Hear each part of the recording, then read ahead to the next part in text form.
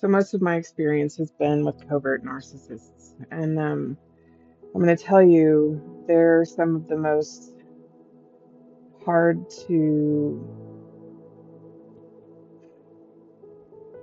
It's like it's hard for you to realize that that's what's happening in that situation. So some of the traits that you're going to run into with covert narcissism, it's passive aggressive behaviors. So you want to run into passive aggressive. And what you need to think about the covert narcissist is that everything that they do is covert. It's very behind the scenes and very quiet. And I read where it's almost described as they're the introverted version of narcissism, whereas the others are more extroverted. So this is the one who kind of they keep it hidden, but they use different kinds of tactics that are more passive aggressive, more behind the scenes. Um, And so there's always like belittling, and it's like subtle belittling. You're going to have backhanded compliments and then the silent treatment. Most of my experience has been silent treatment and avoidance and abandonment. And so I very much understand the covert nature of how they handle people, and how they get what they want. There's a hypersensitivity, so they're easily offended, and they use that offense to make others feel guilty for themselves or to get sympathy for themselves, or they use it to make others feel guilty for doing what they did. And so this is part of the smear campaign too. They can sit there and tell everyone that you're this terrible human being, so that they can get the sympathy. And this is how they create that narrative that you're the crazy one, or whatever else.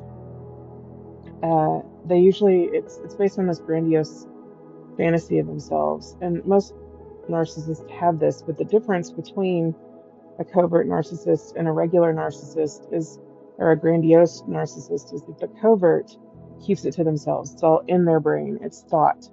It's not said. It's not verbalized. And so they'll come off with an air about them of being better than other people. Um, there's a distinct lack of empathy there, a lack of empathy. And so anything that you go through, there's no empathy for it. And as an empath, you are the perfect supply because you will overgive in the empath department. And I'm going to tell you, they use that because like they they really don't want to give you any, there's no reciprocity there. They expect others to care for them and solve their problems. And so as an empath, you're the one who like would absolutely do that for them. You definitely stand up and take care of things and fix their problems and fix their emotions and fix, because you're the empath. That's what you do. You've been raised to do that. So that's what you do. Um, Feelings of inadequacy are what drive their whole outlook on life.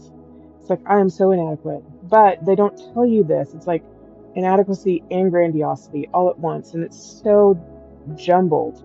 But these feelings of inadequacy are what's at the heart of everything. And so they can be jealous of others' talents, achievements, or relationships. And so they'll they'll ruin relationships between other people because they're jealous of them, which is crazy. They'll or attempt to, anyways. They'll downplay or not even acknowledge your achievements or your talents. So if you have any of those things, they want you to be hidden and unseen because that would mean that they would have to, and it's competitive. It's like a competing, and it's all about like feelings of inadequacy. And so I can recognize it right up front. It's like, oh Lord, figure yourself out. And it drives me bonkers. Um, what triggers them? Everything, every social interaction that they have will be a trigger for them, unless they're in control and they're the ones who are the best.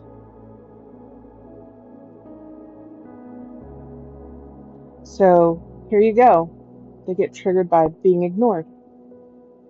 feeling disrespected, threats to their ego, feelings of shame, being around high status people, feeling less attractive or less educated than someone else, having less of something than someone else, not getting the attention they think they deserve, jealousy over someone else or what they have, and lack of control. So pretty much everything triggers them.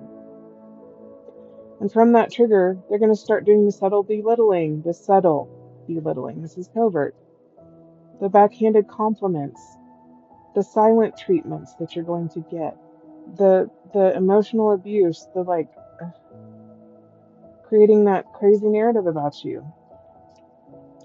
The problem with covert narcissism is that it's hard to spot up front. And so they have this persona that they can hold on to for so long. And you'll see that persona for quite a while, but eventually they have to let it go. And so it starts unveiling this person underneath who's very jealous, very avoidant, very angry, very unappreciative, very needy, very codependent, very much acts like they can't do anything on their own.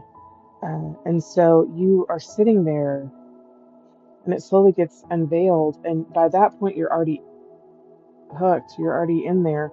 And if you're an empath, you're already like, oh, how can I fix it?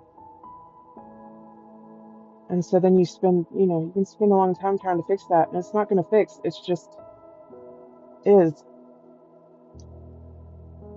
The hurt in that relationship is going to come from a lack of reciprocity. There's never going to be anything that's given back, ever. You're going to want for something to be given back, but you're never going to have any kind of reciprocity there. It's like you can give and give and give, and it will never come back to you in that situation. They have this passive self-importance.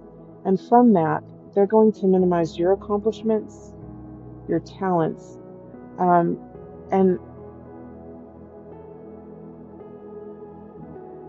this is a big one. It's like they won't compliment you. They won't recognize when you do good things. They'll ignore it as much as they possibly can so that you'll remember how small you are. And it's totally manipulation. There's always a blaming or a shaming, but in covert narcissism, it's much more gentle, because it's going to be more in the background. It's going to be more emotional abuse. Anything they can do to make you feel small, they're going to have those passive, aggressive statements, the backhanded compliments, those kinds of things. The blaming and shaming. The shaming is going to involve just ignoring you. Creating confusion. They love this, and this is probably the hardest thing for me, because as a human who wants things to be real and not fake, like the creating of the confusion has made me question everything. They kind of take joy in creating that confusion around themselves and around you, because it causes you to question your perception and second guess yourself. And if they can do that, that's that. What is it? They can have more control over you, and that's not good. I mean, I know I remember asking, is this real or is this a fake situation? And you're told it's a real situation until you find out later that's a fake situation. And then you're like, oh my God, okay, how dumb was I? And that's another way to make you feel shame. It's like you feel shame that you can't read the difference between a fake and a real situation, but they're very good at creating that confusion. And they maintain power that way. And they can exploit you for more because you are second guessing yourself.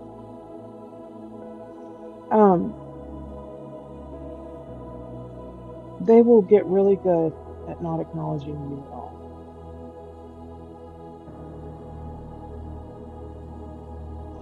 And making you feel unimportant. They'll emotionally neglect you. They won't give unless there's string attached. It's bad. But anyway,